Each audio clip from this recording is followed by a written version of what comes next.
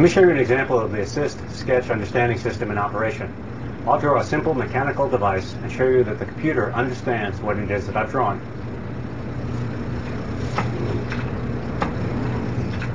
I'll start by drawing a simple hill.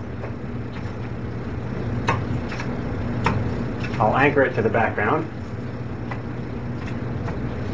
I'll put a little cart on the hill,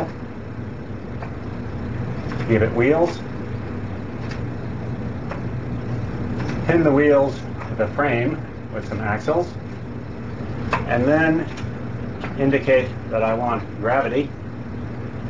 And now if I'd drawn this on a piece of paper and shown it to you, you'd understand what it is that was about to happen. I want the computer to be able to understand what's going to happen as well. And I can simply push the run button, and it produces the expected simulation. Now, I'm going to run that again, and I want you to pay attention to how the car moves as it runs down the hill. You'll see that it wobbles just a little bit because I haven't drawn the axles in the center of the wheels.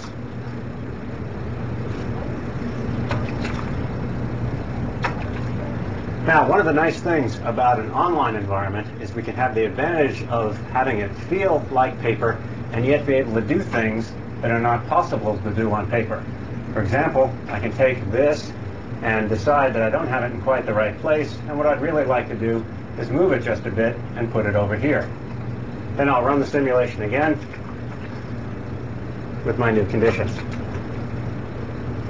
And finally, we'll go back there one more time. And this time what I'd like to do is make the simulation a little bit more interesting and a little bit more complicated. We'll add a speed bump and anchor it to the frame.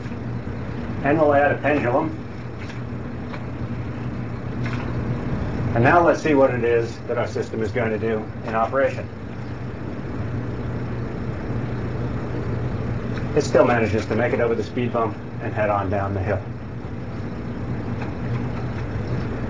Now, let me try another device.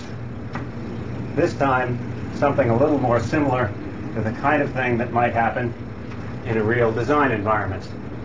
Here you see I've circled all of my previous drawings, and I'm just going to get rid of it by saying, scratch that out. And let's try a simple little marble game, the kind of thing that we might have in a real design environment. I'm going to draw a collection of boards for the marbles to run down. I'll anchor them to the background, put one more board down here, and let's give them a cup to fall into.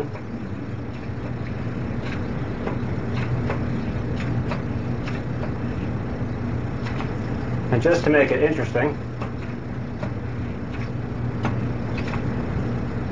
we'll anchor the cup with a couple of springs, put some marbles up here,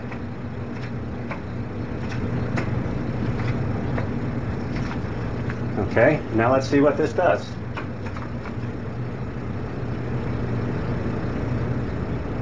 Oops, not quite. Let's go back to the drawing board, literally, and see if we can't fix things.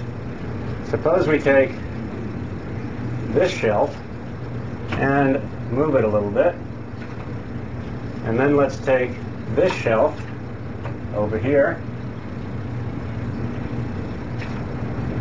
and move it a little bit, and now let's try the device again.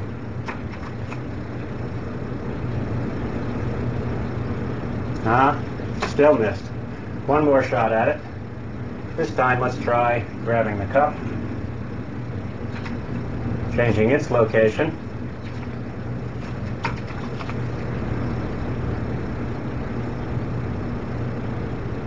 All right, we've succeeded. Now what I wanted to show you is we have a design environment, the beginnings of a powerful design environment that allows a kind of natural and familiar style of interaction.